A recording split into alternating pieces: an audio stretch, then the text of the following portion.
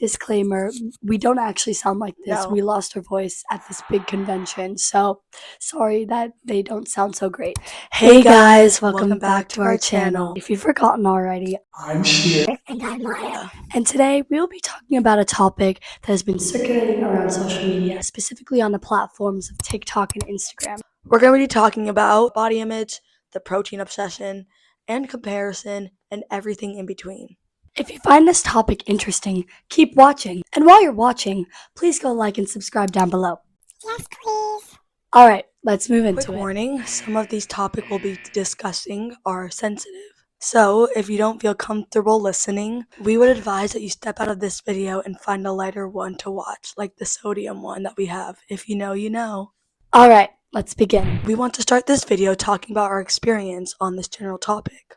In my experience, I began struggling with my body at the ripe age of 10. I would compare myself to other girls near me, which is a normal behavior for young girls. Once I downloaded social media, it only got worse. I would compare myself to every girl I saw online. These comparisons would soon turn into actions. I would restrict food from my diet. I would make sure I would eat a certain amount of calories, and if I ate too much, I would work out to burn everything off. This all led me to developing a disordered eating that would overpower my life. Today, I still struggle with comparison online and in person. I think that behavior will always stick with me, but I have, for the most part, healed my relationship with eating, and that I think is more important to me. That's hard.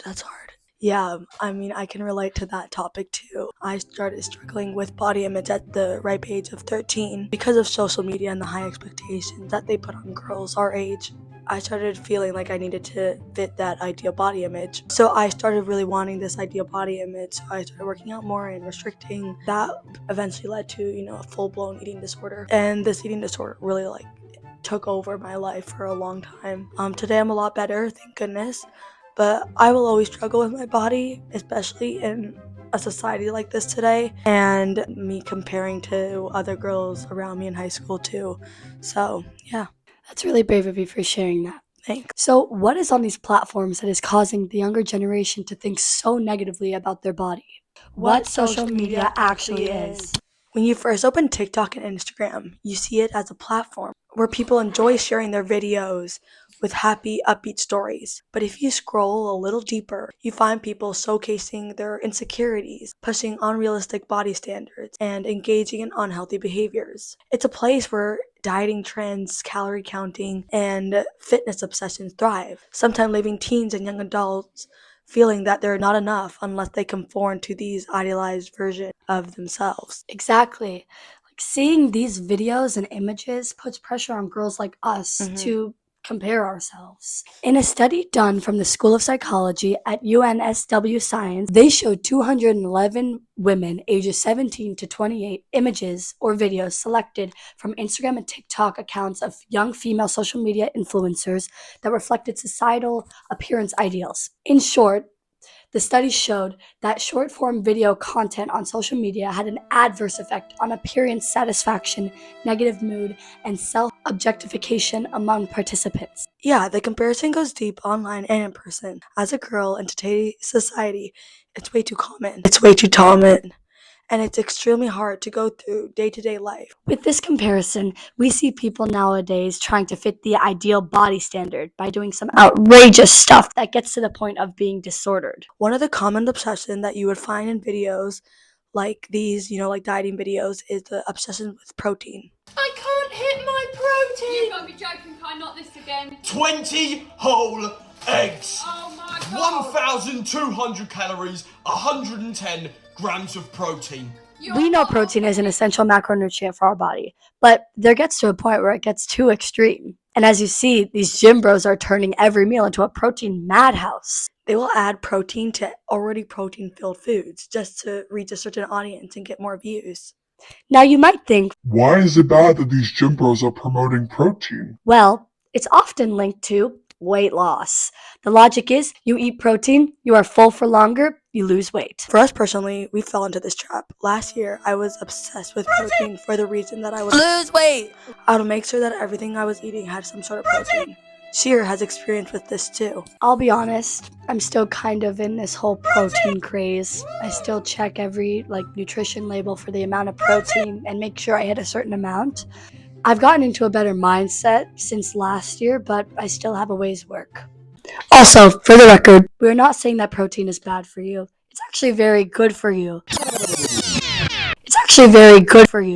But social media promotes it in a way where you can fall into a very disordered relationship with it. We want to bring awareness to this issue. What we eat in a day and body checks. TikTok and Instagram love to promote weight loss. When you go online, you would see plenty of what I eat in a day videos. These videos often contain people eating restrictively on purpose just to lose weight. This is what we mean by restrictive eating with a body check at the beginning.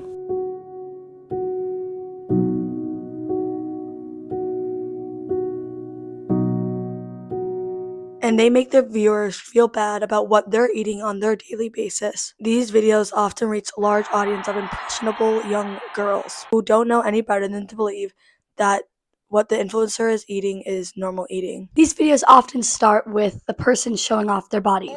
This is called a body check.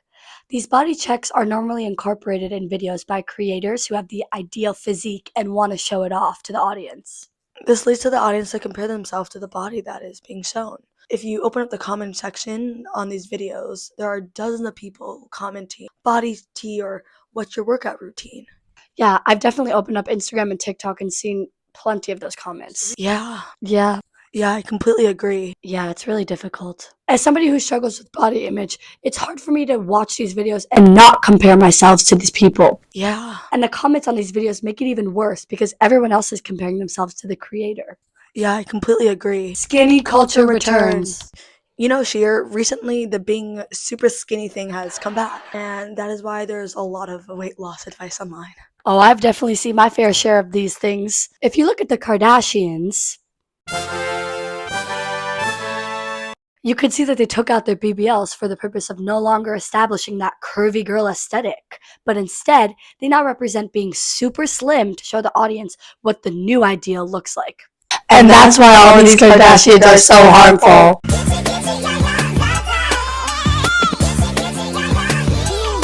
That's really sad, honestly, because these young girls, they look up to celebrities like this. These celebs, like, they often photoshops and get work done to look like this. And many people are not aware of this. And this also goes for influencers. Yeah, Studies find that young girls who consume media with images of unrealistic thin ideals are more likely to exhibit signs of disordered eating. in addition, the Girl Scouts Research Institute found that nearly half of girls ages 13 to 17 wish they were as skinny as the models in fashion magazines. Recently, there was a famous celebrity, Livy Dunn. She's a gymnast, and she got caught for photoshopping her photos and videos. People told her on a daily basis, "Oh, body is cheap. Love your body. Like, what's your workout routine?" But they've actually found out that she was photoshopping all of her stuff, and she didn't actually look as snatched as people thought she did. So, from that point, the conclusion that we want to make is that do not look at these celebs and influencers and admire their bodies. It's often fake, and it's their job, actually, to promote these unrealistic bodies. And they're definitely a professional at that. The mental impact. All in all, social media causes an overall body image obsession that purposefully targets a certain age demographic. This affects millions of teenagers and young adults all around the world.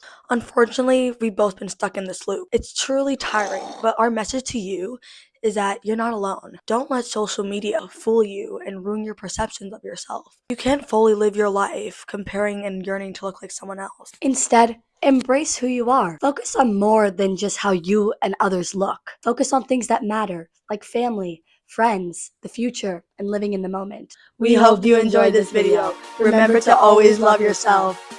Bye. Bye.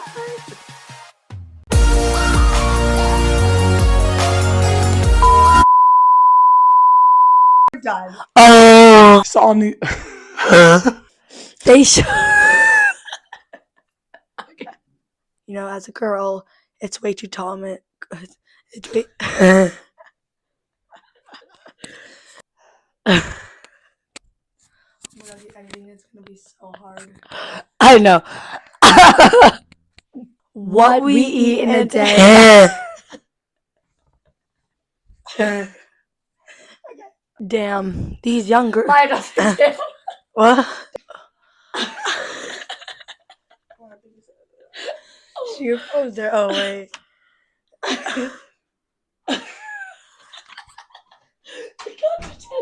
Together.